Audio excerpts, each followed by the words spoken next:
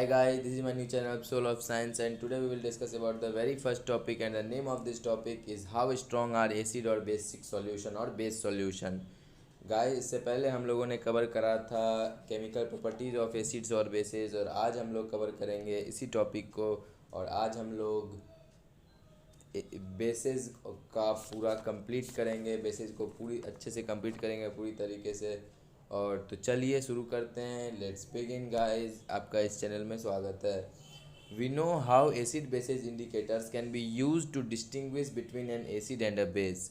We know, हम लोग जानते हैं कि कैसे एसिड बेस इंडिकेटर जो होता है उसको यूज किया जाता है डिस्टिंग्विश करने में कि वो डिस्टिंग मतलब एसिड बेस इंडिकेटर को यूज किया है, यानी कि एसिड बेस इंडिकेटर मतलब सिंपल जस्ट इंडिकेटर। इंडिकेटर क्या होता है तो आपको जानते हैं आप कि indicator is a dye that changes its colour when it is put into an acidic और अ बेसिक सॉल्यूशन। तो आपको यह बात तो आप जानते ही हैं। अब हम लोग आगे पढ़ते हैं कि एसिड बेस इंडिकेटर को हम लोग यूज करते हैं डिफरेंस बताने के लिए कि कौन एसिड है और कौन बेस है। We have also learn in the previous section about dilution and decrease in concentration of H plus और OH minus ion in the solution. तो पढ़ चुके हैं हम लोग उस समय पढ़ रहे थे जब ये दिया हुआ था बुक्स में कि प्रोसेस ऑफ डिजॉल्विंग एसिड और बेसेज वाला जो था आपका इस टॉपिक में जो था, इस टॉपिक में एक्टिविटी 2.10 वाला टॉपिक जो था उसमें हम लोगों ने कवर करा था ये चीज़ कि H प्लस आयन और OH minus ion we can do this by making use of universal indicator. कह रहा है कि can we quantitatively find the amount of these ions present in the solution. अब हम लोग कह रहा है कि एनसीईआरटी कह रहा है कि क्या हम यानी कि H प्लस आयन जो है सॉल्यूशन में तो वो हम अमाउंट पता कर सकते हैं कि वो कितना अमाउंट में है। तो कैन वी जज हाउ स्ट्रॉन्ग गिवन एसिड और बेस इज़, क्या हम लोग जज कर सकते हैं कि कितना स्ट्रॉन्ग है एसिड या फिर बेस। तो इसका सॉल्यूशन होगा हाँ, हम लोग जज कर सकते हैं। और किस चीज़ की मदद से जज कर सकते हैं तो वो हम लोग आगे पढ़ रहे हैं अभी। We can do this by making use of universal indicator. हम लोग इसका यूज कर सकते हैं किस चीज़ को लेके तो यूनिवर्सल इंडिकेटर को लेके। यूनिवर्सल इंडिकेटर क्या होता है? यूनिवर्सल इंडिकेटर ये चीज़ है मिक्सचर ऑफ सेवरल इंडिकेटर्स। वो बहुत सारा इंडिकेटर्स का मिक्सचर होता है और the universal indicator shows different colours at different concentration of hydrogen ion in a solution. Universal indicator बहुत सारा कलर देता है। अब हम लोग आगे पढ़ेंगे पीएच स्केल तो उस समय आपको सारा काम समझ में आ जाएगा यूनिवर्सल इंडिकेटर का। बस अभी तक इतना समझ लीजिए कि यूनिवर्सल इंडिकेटर जो है वो शो करता है बहुत सारा कलर्स बहुत सारा पीएच सॉल्यूशन पे या फिर हाइड्रोजन आयन इन सॉल्यूशन पे। A scale for measuring hydrogen ion concentration in solution is called pH scale. वो स्केल जो होता है जिसमें हम लोग हाइड्रोजन आयन मेजर करते हैं कि कितना सॉल्यूशन में है हाइड्रोजन आयन या फिर हाइड्रोक्साइड आयन, उसको पीएच स्केल से डेवलप मतलब पीएच स्केल से देखा जाता है, मेजर किया जाता है। और पीएच स्केल को मतलब पूछ सकता है एग्ज़ाम में कि कौन से पर्सन थे, कौन से बड़े पर्सन थे जो पीएच स्केल को बनाए थे। तो इसका नाम है इन 1707 सोरेनसोन डिवाइज्ड पीएच स्केल, यानी कि 1907 में या फिर 1707 में सोरेनसोन बनाए थे पीएच स्केल को। इसमें क्या होता है the pH stand for potenz and German meaning power. P stand करता है यानी कि पीएच बताता है, पीएच में पी बताता है पोटेंज के लिए मतलब पावर के लिए। On the pH scale we can measure pH from zero. PH scale में हम लोग जीरो से पीएच मेजर कर सकते हैं टू 14 तक। pH should be thought of simply as a number which indicates the acidic और basic nature of solution। pH scale हमारा बताता है कि सॉल्यूशन कितना एसिडिक है और कितना बेसिक है। Higher the hydronium ion concentration lower the pH value. Higher जो होगा हाइड्रोनियम आयन कंसनट्रेशन यानी कि H प्लस आयन कंसनट्रेशन जो ज़्यादा होगा तो pH वैल्यू कम होगा। मैं आपको इस बात को सही से बताता हूँ गाइस। देखिए पीएच स्केल आपको बताएगा कि सॉल्यूशन कितना एसिडिक है या फिर कितना बेसिक है। किताब रटाया लैंग्वेज बहुत हो गया। अब हम लोग डिस्कस करते हैं इसके बारे में एकदम क्लियर कट।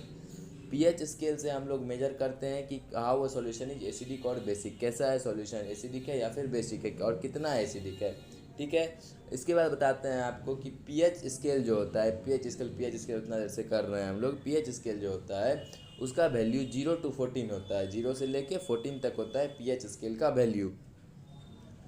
तो जीरो जो होता है यानी कि आप 7 से कम जो होता है, 7 से कम मतलब 0 1 2 3 4 5 6, ये होता है आपको एसिडिक। ये आपको याद करना पड़ेगा। 0 से 6 एसिडिक और 7 जो होता है वो न्यूट्रल होता है। ठीक है, न्यूट्रल होता है, दैट इज़ आपको न्यूट्रल होता है, उसका pH 7 होता है, यानी कि वो न्यूट्रल होता है। जैसे कि प्योर वाटर जो है वो न्यूट्रल है, तो वो आपको नेदर एसिडिक है नॉर बेसिक है। ठीक है, तो बस आपको इतना याद रखना है कि pH स्केल में टोटल वैल्यू होता है 0 to 14। ठीक है, और 0 से 6 तक आपका वैल्यू होता है एसिडिक, और 7 होता है आपका न्यूट्रल, और 8 to 14 आपका होता है एसिडिक।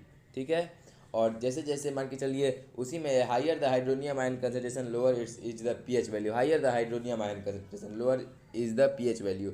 इससे आपको ये समझना है कि हाइड्रोनियम आयन यानी कि हाइड्रोजन आयन कंसंट्रेशन ज़्यादा रहेगा। तो हम लोग पढ़े थे पहले ही कि एसिड में हाइड्रोजन आयन कंसंट्रेशन ज़्यादा रहता है और एसिड का पीएच कम रहता है। एसिड का पीएच कम रहता है, बेस का पीएच ज़्यादा रहता है। एसिड का पीएच कम रहता है मतलब, अच्छा मैंने आपको बताया कि 0 to 6 जो होगा वो एसिड होगा, और 7 न्यूट्रल, और 8 to 14 बेस होगा। तो 0 to 6 में भी कुछ कुछ एसिड स्ट्रॉन्ग एसिड होगा और कुछ कुछ एसिड वीक एसिड होगा। तो स्ट्रॉन्ग एसिड जो होगा उसका पीएच जो है, उसका स्ट्रॉन्ग एसिड का पीएच आपको होगा 1 2 3 4, और उसके बाद जो बचा आपको 5 6, ये वीक एसिड होगा। वीक एसिड मतलब उतना भी वीक एसिड नहीं होगा, होगा एसिड ही लेकिन पर वीक एसिड होगा। और वही बेसिक सॉल्यूशन में आप जितना उधर जाइएगा 12 13 14, तो उधर आपको स्ट्रॉन्ग बेस मिलेगा, और इधर उससे पहले 11 10 9 8 ये सब आपको वीक बेस मिलेगा। तो गाइज विश्वास करते हैं कि आपको समझ में आ गया होगा जो मैं बताना चाह रहा हूँ। एक बार एकदम फ्रेश आपको बता देना चाहता हूँ कि पीएच स्केल का टोटल वैल्यू 0 to 14 होता है। 0 से 6 तक एसिडिक होता है। एसिडिक में भी हाईली एसिडिक होता है, यानी कि स्ट्रॉन्ग एसिडिक होता है, और वीक एसिडिक होता है। स्ट्रॉन्ग एसिड होता है आपको 1 2 3 4, और वीक एसिड होता है 5 6। ठीक है, और उसी प्रकार 7 न्यूट्रल होता है, और 8 to 14 आपका बेसिक होता है। बेसिक में भी स्ट्रॉन्ग बेसिक होता है और वीक बेसिक होता है। वीक बेसिक आपको होगा 8 9 10 11, और स्ट्रॉन्ग बेसिक होगा 12 13 14। ठीक है, तो समझते हैं, विश्वास करते हैं कि आपको ये समझ में आ गया होगा कि क्या है पीएच। इसके अलावा हम लोग पढ़ेंगे तो आपको समझ में आते जाएगा। The pH of a neutral solution 7। Neutral solution का पीएच जो होता है वो 7 होता है। Values less than 7 on the pH scale represent an acidic solution. तो आपको पता होगा कि 7 से कम एसिडिक सॉल्यूशन होता है। 0 1 2 3 4 5 6। As the pH value increases, कह रहा है कि जैसे पीएच वैल्यू इंक्रीज करता है। अच्छा एक बात और कि मान के चलिए आपको मैंने कहा कि 0 to 6 सॉल्यूशन जो होता है, 0 to 6 में सॉल्यूशन एसिडिक होता है। ठीक है, 0 to 6 में सॉल्यूशन जो होता है वो एसिडिक होता है। तो एसिडिक में भी आपको बताया स्ट्रॉन्ग एसिडिक होता है, वीक एसिडिक होता है, और आपको ये भी बताया कि acid contains hydrogen ion when dissolved in water. आपका क्वेश्चन था कि what do all acid and bases have in common. ये देख सकते हैं आप कि what do all acid and all base have in common. तो एसिड में हम लोग हाइड्रोजन आयन किए थे कॉमन, और बेसिस में हाइड्रोक्साइड आयन किए थे कॉमन। ठीक है, तो इसी प्रकार जब हम लोगों को ये बात पता है कि acid contains hydrogen ion, acid hydrogen ion contain करता है, तो आप स्ट्रॉन्ग एसिड में जाइएगा। स्ट्रॉन्ग एसिड यानी कि पीएच आपका 0 1 2 3 4 ऐसे करके पीएच रहेगा, तो आपका वो और स्ट्रॉन्ग एसिडिक होगा। या और स्ट्रॉन्ग एसिडिक क्या होगा, वो बहुत स्ट्रॉन्ग एसिड होगा, और it can dissolve your hands, मतलब वो आपके हाथ को छेद करके इस पार से उस पार हो सकता है, ऐसा वो स्ट्रॉन्ग एसिड होगा, और आपको इतना हार्म कर सकता है वो स्ट्रॉन्ग एसिड। और देखिए मैंने आपको क्या कहा कि N acid contains hydrogen ion और हाइड्रोनियम आयन। ठीक है, हाइड्रोनियम आयन या फिर हाइड्रोजन आयन दोनों एक ही बात है। हाइड्रोजन आयन एसिड कंटेन करता है, तो एसिड जब हाइड्रोजन आयन कंटेन करता है तो उसमें स्ट्रॉन्ग एसिड भी होता है और वीक एसिड भी होता है। Strong acid contains large amount of hydrogen ion. जैसे जैसे आपका पीएच डिक्रीज होता जाएगा, पीएच डिक्रीज होगा तो सॉल्यूशन जो होगा वो बहुत ज़्यादा एसिडिक होगा। ये बात मानते हैं, पीएच डिक्रीज होगा। पीएच डिक्रीज होगा मतलब क्या, मतलब आपका 7 से pH 4 पर जाएगा या 3 पे जाएगा, तो आपका एसिड जो होगा वो स्ट्रॉन्ग एसिड होगा। कि मैंने आपको बताया कि 0 1 2 3 4 5 0 1 2 3 4 होता है स्ट्रॉन्ग एसिडिक, और 5 6 होता है वीक एसिडिक। ठीक है, तो जैसे जैसे आपका सॉल्यूशन ज़्यादा एसिडिक होता जाएगा, आपका हाइड्रोजन आयन या फिर हाइड्रोनियम आयन इंक्रीज करता जाएगा, और उधर जैसे जैसे बेसिक ज़्यादा होता जाएगा, यानी कि 11 12 13 14 ये सब स्ट्रॉन्ग बेसिक होगा, तो आपका हाइड्रोक्साइड आयन भी बढ़ते जाएगा।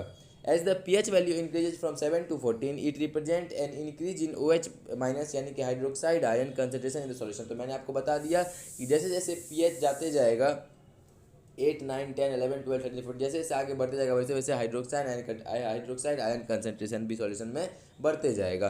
That is increase in strength of alkali. तो स्ट्रेंथ ऑफ अल्कली मतलब बेस भी स्ट्रॉन्ग होता जाएगा। और मैंने आपको पिछले वीडियो में बताया है कि बस एसिड हम लोग को हार्म नहीं करता है, स्ट्रॉन्ग बेस भी हम लोग को हार्म करता है।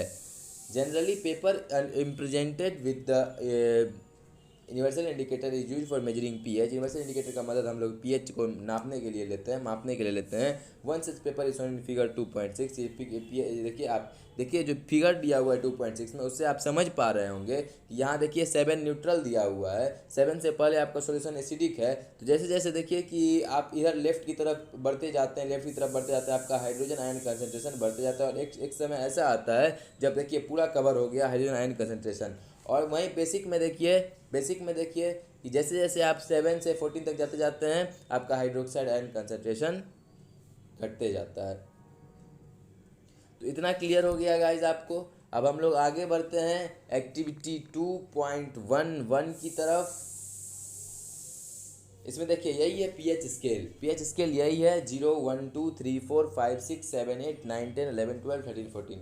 गाइज इसका आपको कलर याद नहीं करना है कि 0 में ऐसा कलर होता है, 1 में ये, 2 में ये, 3 में येलो, 4 में लाइट येलो, 5 में। इतना कलर आपको नहीं याद करना है। बस ये याद करना है 0, 1 का याद कर लीजिएगा और 13, 14 का याद कर लीजिएगा और 7 का न्यूट्रल सॉल्यूशन का याद कर लीजिएगा यानी कि प्योर वाटर का। बस इससे ज़्यादा आपको नहीं याद करना है। एक्टिविटी 2.1 में कह रहा है test the pH value of solution given in table 2.2। Record your observation, what is the nature of each substance of the basis of your observations. तो गाइस इसमें आपको बता रहा है, इसमें आपको कह रहा है कि टेबल 2.2 में कुछ सब्सटेंस सब दिया हुआ है। उसमें आप पीएच सॉल्यूशन का जो पीएच है, मतलब कितना पीएच है उसका पीएच लिखना है आपको। तो वो आप गूगल से करके लिख सकते हैं और इसको याद कर लीजिएगा। जैसे कि मैंने आपको बता दे रहा हूँ, saliva before meal, saliva after meal, lemon juice का पीएच आपको याद करना है। उसके बाद टोमेटो जूस का याद करना है, टैप वाटर का याद करना है और NaOH का याद करना है और HCl का याद करना है। ओके गाइज, तो हम लोग आगे बढ़ते हैं। फिगर 2.7 में कह रहा है pH of some common substances shown on a pH paper, colour are only rough guide. The strength of acid and bases depend on the number of H plus और and OH minus ions produced। जो strength है acid का या फिर basis का, या strength मतलब ताकत, जो ताकत है एसिड का या फिर बेसेज का, कि एसिड या फिर बेस कितना स्ट्रॉन्ग है या फिर कितना वीक है, ये जो ताकत है ये डिपेंड करता है number of H plus ion और OH माइनस आयन पर। यानी कि ये जो कितना ताकतवर है एसिड या फिर बेस, ये डिपेंड करता है आपको हाइड्रोजन आयन कंसनट्रेशन पर या फिर हाइड्रोक्साइड आयन कंसनट्रेशन पर, जो कि वो प्रोड्यूस होता है उससे। If we take hydrochloric acid and acetic acid, hydrochloric acid का आप कमेंट बॉक्स में बता सकते हैं कि हाइड्रोक्लोरिक एसिड का क्या फार्मूला होता है। हाइड्रोक्लोरिक एसिड का फार्मूला होता है HCl और एसिटिक एसिड का फार्मूला होता है CH3COOH। तो कह रहा है कि अगर आपको हाइड्रोक्लोरिक एसिड अगर आप हाइड्रोक्लोरिक एसिड लेते हैं HCl और एसिटिक एसिड लेते हैं CH3COOH of the same concentration, एक ही कंसनट्रेशन का, मतलब उतना ही मात्रा में जितना आप HCl लिए हैं उतना ही आपको CH3COOH भी लेना है। से 1 molar then these produce are said to be strong acid and acids that give less H plus ion are said to be weak acid. मैंने आपको बताया कि जो एसिड H प्लस आयन ज़्यादा देता है, जैसे कि आपको पिछले फिगर में बताया था मैंने फिगर 2.6 में, जैसे जैसे आप लेफ्ट चलते जा रहे हैं देखिए आपका ब्लू ज़्यादा होते जा रहा है तो वो ज़्यादा एसिडिक होते जा रहा है। तो वही है कि जैसे जैसे आपका एसिडिक ज़्यादा सॉल्यूशन होते जाएगा वैसे वैसे आपका H प्लस आयन भी बढ़ता जाएगा। इसके बाद हम लोग पढ़ रहे हैं can you now say that weak and strong bases are. क्या तुम बता सकते हो कौन वीक एसिड होता है और कौन स्ट्रॉन्ग एसिड होता है? तो ये आप बता सकते हैं। आप सोचिएगा और बताइएगा कि कौन सा एसिड स्ट्रॉन्ग एसिड होता है, कौन सा एसिड वीक एसिड होता है, क्योंकि मैंने आपको पीएच का पूरा ये सॉल्यूशन यानी कि पीएच का पूरा सिनेरियो मैंने आपको बता दिया है, मैंने आपको करा दिया है। आगे बढ़ते हैं। Importance of pH in everyday life. PH का क्या इंपॉर्टेंस है हमारे एवरीडे लाइफ में, दैनिक जीवन में, डेली रूटीन में पीएच का क्या इम्पोर्टेंस है? Are plant and animal pH sensitive. क्या प्लांट और एनिमल में पीएच जो होता है वो सेंसिटिव होता है? क्या प्लांट और एनिमल्स में पीएच सेंसिटिव होता है? इसका मतलब हुआ कि क्या प्लांट और एनिमल में पीएच कुछ पीएच का कुछ इंपॉर्टेंस रहता है क्या प्लांट और एनिमल्स में? तो हाँ गाइज रहता है, पढ़ते हैं कैसे रहता है। Our body works with in the pH range of 7.0 to 7.8। 7.0 means neutral. Our body यानी कि हमारा बॉडी जो है वो वर्क करता है आपको पीएच 7 से लेके 7.8 तक। पीएच 7 यानी कि न्यूट्रल और 7.8 यानी कि न्यूट्रल से थोड़ा ज़्यादा, नाइदर बेसिक नॉर एसिडिक, ठीक है।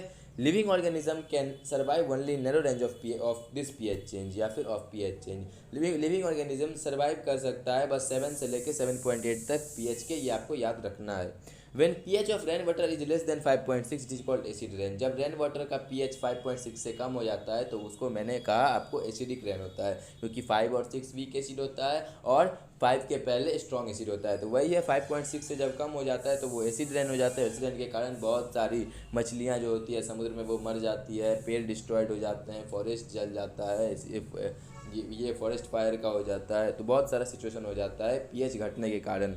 When acid rain flows into the rivers, it lower the pH of river water। जब एसिड रेन रिवर की तरफ फ्लो करता है तो वो pH जो है वो लो कर देता है रिवर वाटर का, और इसके कारण आपको सी वाटर में जो एनिमल्स रहते हैं उनको नुकसान पहुंचता है।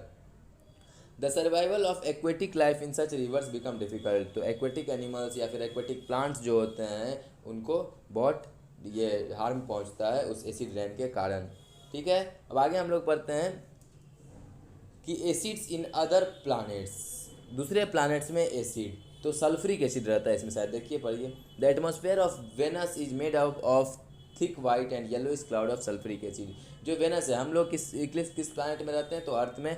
Mercury, Venus Earth. वेनस के अर्थ से जस्ट पहले जो वेनस आता है, तो एटमॉस्फेयर जो होता है वेनस का वो थिक वाइट और yellowish cloud of sulphuric acid से बना हुआ है, जो कि वहाँ कितना हार्म करता होगा आप सोचते हैं। तो वही है question, do you think life can exist on this planet? तो मेरे को नहीं लगता है कि लाइफ उस प्लानट पे एग्जिस्ट होता है। बाकी आप गूगल होमवर्क कर सकते हैं, इस चीज़ को गूगल से सर्च फाइंड आउट कर सकते हैं। आगे हम लोग पढ़ते हैं what is the pH of soil in your backyard. आपके पीछे जो कोई ज़मीन है, यानी कि आपके अगल बगल ज़मीन है, तो उसका पीएच जो है वो कितना होगा, आप कैसे चेक कर सकते हैं? ये भी आपको क्वेश्चन पूछ सकते हैं, या सॉरी ये क्वेश्चन नहीं पूछ सकते कि आप उसका पीएच कैसे चेक कर सकते हैं। ये आप अपने नॉलेज के लिए चेक कर सकते हैं उसको, या फिर समझ सकते हैं कि पीएच कैसे मेजर किया जाता है एक सॉइल का। Plant require a specific pH range of their healthy growth. Plant को ज़रूरत होता है एक स्पेसिफिक पीएच रेंज का, यानी कि प्लांट को ज़रूरत होता है एक स्पेसिफिक, यानी कि एक सही से मतलब एक फिक्स पीएच रेंज का for their healthy growth. To find out the pH range for the healthy growth of plant you can collect the soil from various places and check the pH of manner described below. वही कह रहा है कि आप अलग अलग जगह से सॉइल इकट्ठा कर सकते हैं, और जैसे जैसे नीचे डिस्क्राइब किया हुआ है आप उसी प्रकार सॉइल का पीएच मेजर कर सकते हैं। देखिए अब क्या कैसे बताया गया, एक्टिविटी 2.12 के अनुसार ये बताया गया है। Put about 2 gram of soil in test tube. 2 gram soil लेना है टेस्ट ट्यूब में, और 5 मिलीलीटर वाटर उसमें ऐड करना है, और कंटेंट को सेक करना है।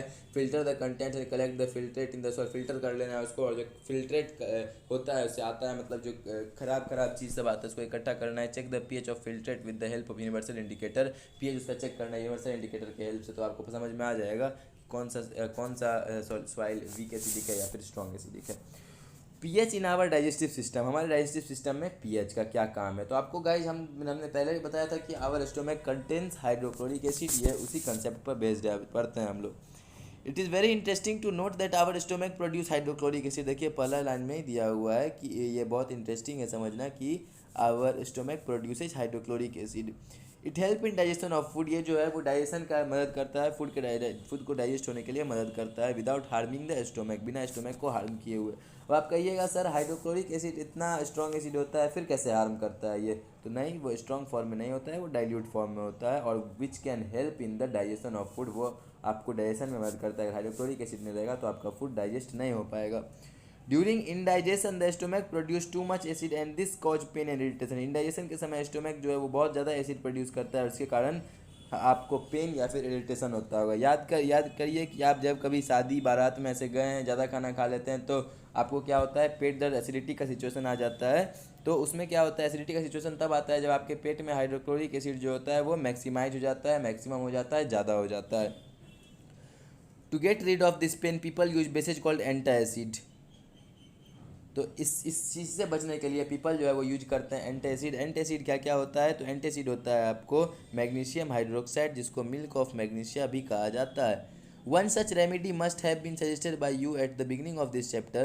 These antacid neutralize the excess acid. Magnesium hydroxide, milk of magnesia, a mild base, is often used for this purpose. तो एक रेमेडी जो है, एक रेमेडी बताया गया था आपको शुरुआत में ही, उस रेमेडी का नाम है बेकिंग सोडा सॉल्यूशन। ठीक है, उस रेमेडी का नाम है बेकिंग सोडा सॉल्यूशन, तो आप वो भी ले सकते हैं, जो कि शुरुआत में आपके चैप्टर में दिया गया है। और दूसरा है मैग्नीशियम हाइड्रोक्साइड, जो कि एसिड मैक्सिमम एसिड को न्यूट्रलाइज कर देगा और आपको रिलीफ देगा। आगे हम लोग पढ़ते हैं pH change as the cause of tooth decay.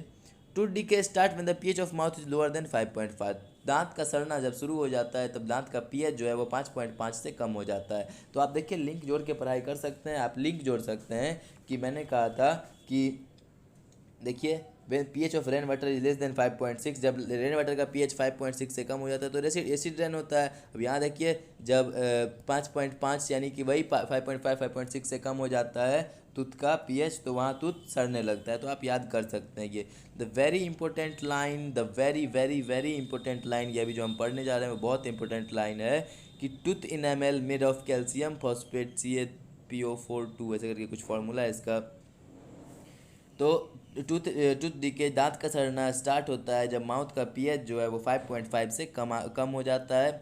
Tooth enamel यानी कि टूथ का सबसे यानी कि पूरे बॉडी का सबसे जो स्ट्रॉन्गेस्ट पार्ट होता है, स्ट्रॉन्गेस्ट चीज़ होता है, वही इनामेल होता है। और वो जो है वो कैल्शियम फॉस्फेट से बना हुआ है, which is the hardest material in the body, जो कि हार्डेस्ट मटेरियल है पूरे बॉडी में।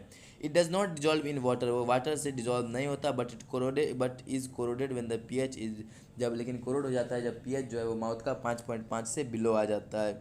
Bacteria present in the mouth produce acid by the degradation of sugar and food particles remaining in the mouth after eating. Bacteria जो है वो आपके teeth को नुकसान पहुंचाता है।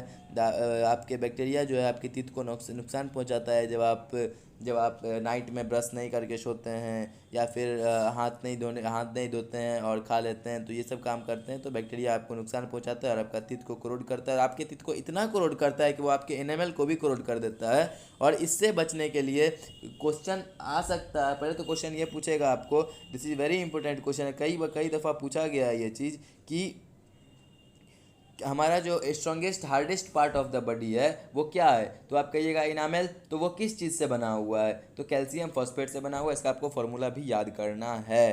तो आगे हम लोग बताएंगे, क्वेश्चन पूछ सकता है कि how do can prevent of tooth decay, tooth DK से हम लोग कैसे बच सकते हैं। तो ये आप बता सकते हैं कि कैसे बच सकते हैं। 2 टाइम ब्रश करना है आपको, खाने से पहले ब्रश करना है और खाने के बाद ब्रश करना है, रात में सोने से पहले ब्रश करना है, और हमेशा हाथ धो के तब ईट करना है, खाना खाना है।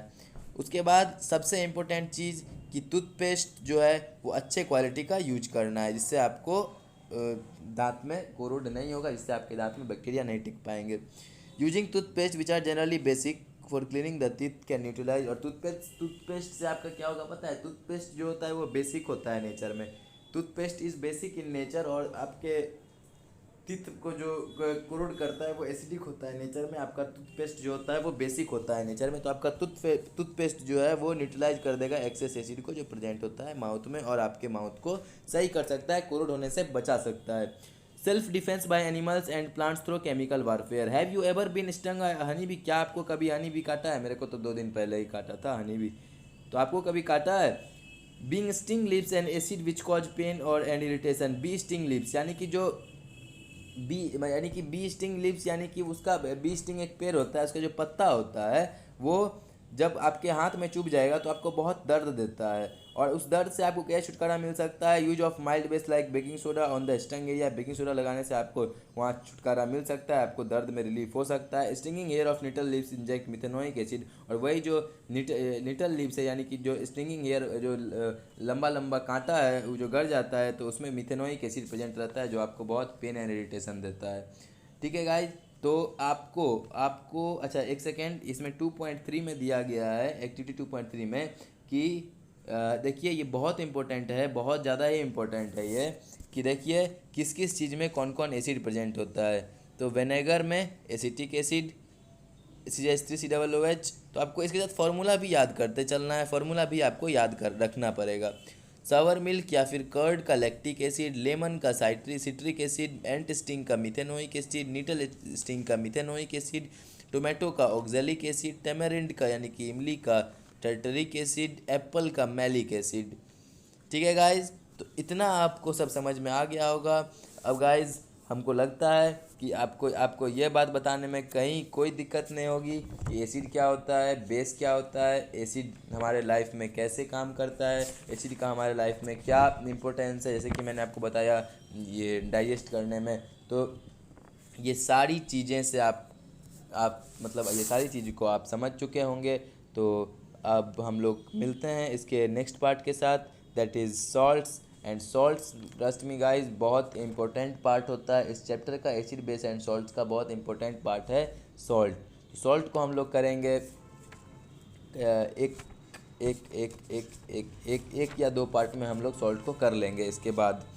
तो गाइस आज के लिए सिर्फ इतना ही, मिलते हैं इसके नेक्स्ट पार्ट के साथ। तो मिलते हैं इसके नेक्स्ट पार्ट के साथ कल, तब तक के लिए धन्यवाद। और अगर आपको इस चैनल से कुछ समझ में आता हो या फिर अगर आप इस चैनल से कुछ समझते हो तो प्लीज़ मेरे चैनल को लाइक शेयर एंड सब्सक्राइब करना ना भूलें। तो guys if you want this channel then please like share and subscribe this channel, क्योंकि और बेल आइकन भी दबा दीजिएगा क्योंकि आप मेरी लेटेस्ट वीडियो आप पर पहुंचती रहे और आप उसको देखिए। गाइज सबसे इम्पोर्टेंट एक बात है कि मैं पढ़ाते जा रहा हूँ तो आप नोट्स तैयार करते जाइएगा, क्योंकि नोट्स जो है वो बहुत इम्पोर्टेंट थिंग होता है आपके लिए। आपको अभी तो नोट्स का वैल्यू नहीं समझ में आएगा, पर आपको बोर्ड्स के टाइम में आपको नोट्स का वैल्यू बहुत समझ में आएगा। नोट्स बहुत काम करता है, ट्रस्ट मी ऑन दिस। चलिए guys, have a nice day, मिलते हैं इसके नेक्स्ट वीडियो के साथ।